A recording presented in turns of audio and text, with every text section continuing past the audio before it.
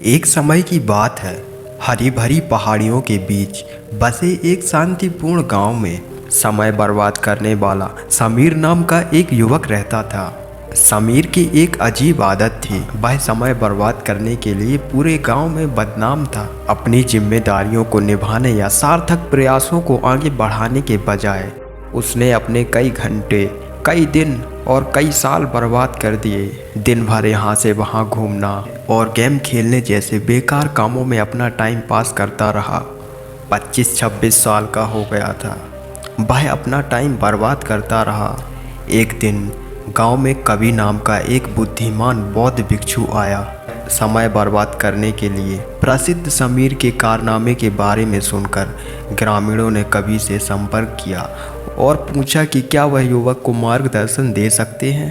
कवि समीर से मिलने के लिए तैयार हो गया और एक मुस्कान के साथ उसे बौद्ध वृक्ष के नीचे बैठने के लिए आमंत्रित किया। बौद्ध ने एक कहानी साझा करना शुरू किया। एक दूर देश में राधे श्याम नाम का एक किसान था जिसके पास जमीन का एक छोटा लेकिन उपजाऊ टुकड़ा था। राधे श्याम एक मेहनती किसान था और उसका खेत समृद्ध था, सक्षम था। उसने प्रचुर मात्रा में फसलें उगाया करता और उसका परिवार आराम से रहता था।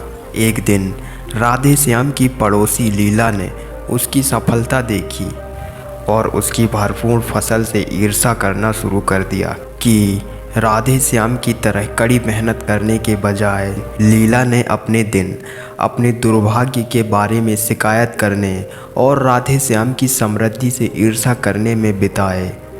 उसने ईर्ष्या और आत्मदया का समय बर्बाद किया। एक वर्ष उस गांव में भयंकर सूखा पड़ा। राधे श्याम की फसलें सूख गईं और उसे कठिनाइयों का सामना करना पड़ा।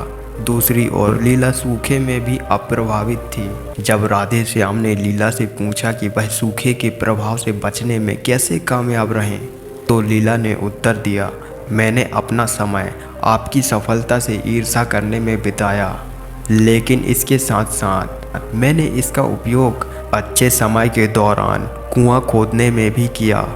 अब मेरे पास भयंकर सूखे में भी पानी है। दोस्तों, इस बौद्ध कथा का नैतिक स्पष्ट है। समय एक अनमोल संसाधन है और हम इसका उपयोग कैसे करते हैं यह हमारे भाग्य को आकार देता है। बेकार कामों में समय बर्बाद करने से पछतावा होता है, जबकि इसका बुद्धिमानी से उपयोग करने से संतुष्टि और सफलता का जीवन मिल सकता है। समय बर्बाद करने वाली आदतों को छोड़िए।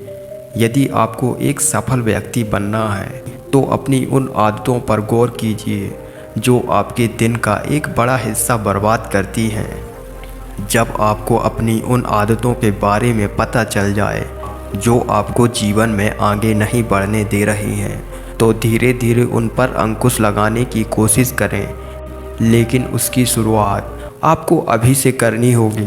प्रयास के बल पर बड़ी से बड़ी मुसीबत को दूर किया जा सकता है। लगातार प्रयास से आपकी गलत आदतें धीरे धीरे खत्म हो जाएगी और आपकी सफलता की दर भी कई गुना बढ़ जाएगी। कार्यों को टालने से बचें। हम सभी को पता है कि किसी भी कार्य को कल पर नहीं टालना चाहिए। इसके बावजूद हम में से अधिकतर लोग कार्यों को समय पर पूरा नहीं करते हैं। सबसे पहले तो आज का काम आज ही पूरा करना चाहिए। काम को कल पर टालने से कार्य का दबाव बढ़ता है। टालम टोल कर आप खुद को ही धोखा देते हैं, जबकि आपको पता है कि आपको काम आज नहीं तो कल तो करना ही होगा।